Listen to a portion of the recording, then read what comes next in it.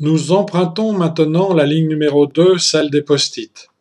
Post-it Note, rappelons-le, est une marque enregistrée par 3M. Dans cette seconde ligne de couleur orange, nous allons voir les caractéristiques et les avantages des post-it, les bénéfices qu'ils peuvent apporter au projet et à la construction d'un tableau de bord, le Kanban. Les post-it sont les unités de base, les blocs de construction, les Lego mentaux. Ils ont 3 propriétés. Les notes repositionnables sont de bonne taille pour recueillir une partie d'information d'un problème. Elles sont faciles à coller sur une surface lisse et restent en place. Elles peuvent être aisément et rapidement déplacées et recollées. Ces propriétés en font l'outil de base idéal pour résoudre des problèmes de gestion d'un projet.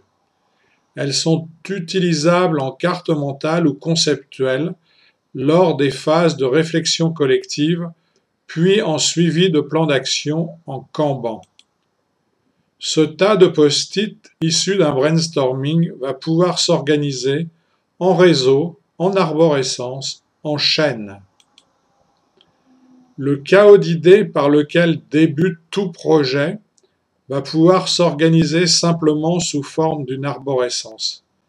Il donne une carte sur laquelle nous allons préciser la nature des relations entre les idées par une étiquette sur la flèche reliant deux concepts. Le passage de gauche à droite est matérialisé par une ligne frontière. La discussion pour aboutir à un classement est l'objet de transactions entre participants pour arriver à une clarté, un ordre qui convienne à toutes les parties prenantes du projet. Leur vision du projet devient une vision partagée. Elle sera d'autant plus engageante que les idées de chacun sont analysées et retenues ou non selon les résultats des négociations internes au groupe de projet. Ici, voici l'exemple de réorganisation d'un service. Les post-it sont arrivés en ordre aléatoire, stockés à gauche dans la zone chaos d'idées, et à droite, on les organise en précisant la nature de leur relation par une étiquette sur la flèche de liaison. Le sens de la flèche indique le sens de lecture. Les post-it organisés en cartes conceptuelles apportent de nombreux avantages. Ils aident à soutenir notre mémoire courte et celle de nos partenaires.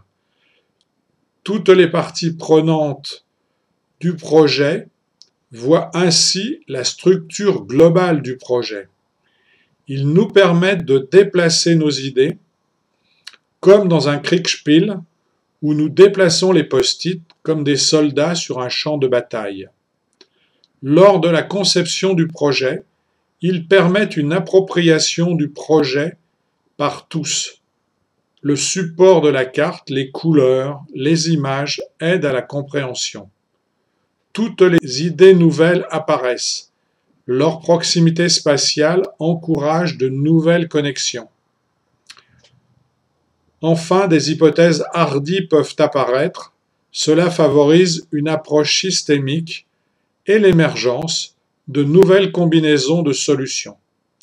Exactement comme si chacun des membres possédait des pièces détachées d'une bicyclette jusqu'à ce que leur montage en commun fasse émerger une nouvelle propriété, celle de faire le Tour de France avec ce vélo.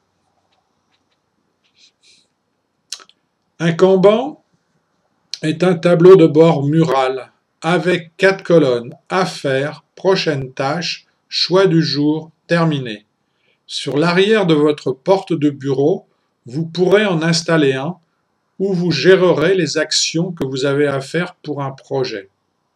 Dans la colonne Affaires, vous prendrez un post-it par tâche et vous les stockerez dans cette colonne, ce qui aura pour effet de soulager votre mémoire de petites actions qui encombrent votre esprit.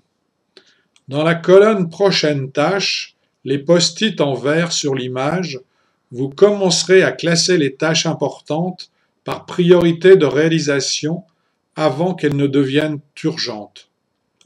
Dans la colonne Choix du jour, choisissez une ou deux tâches et concentrez-vous sur leur réalisation en évitant d'être dérangé. La dernière colonne terminée est celle qui vous procurera le plus de plaisir. Ce sera quand le post-it matérialisant votre tâche passera dans cette colonne avant d'être froissé rageusement dans la poubelle. Quel plaisir de voir son travail passer visuellement à la colonne terminée. Cette visualisation vous renverra une impression de sérénité qui vous encouragera pour les tâches suivantes. Cela aura pour avantage de rendre visibles les actions terminées du projet pour vous et pour les autres. Les avantages d'un Kanban collectif au service du projet sont résumés dans le tableau qui s'affiche. Communication immédiate et transparente, apprentissage continu, support entre les pairs, organigramme plat, visualisation permanente des objectifs. La visualisation de la structure globale du projet donne du sens aux acteurs. Car un projet, c'est la transformation d'un rêve en imaginaire collectif puis en stratégie. La logique d'un projet tient à une idée simple. Tout projet est une prédiction auto-réalisatrice. Le sens développe l'unité et le développement d'un imaginaire commun à partir des représentations qui ont déjà changé suite au diagnostic. Au même titre qu'une cuillère prolonge notre bras, le post-it devient l'extension de notre mémoire et l'unité de base pour stocker les données brutes avant de les organiser. En carte conceptuelle, en réseau de processus ou en tableau Kanban de suivi de synchronisation.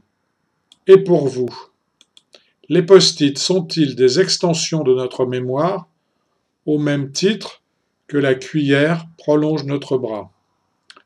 Un Kanban, par sa simplicité, peut-il informer en permanence des avancées d'un projet sans coordination? Pour terminer ce chapitre, je vous propose de passer au quiz qui est sous cette vidéo.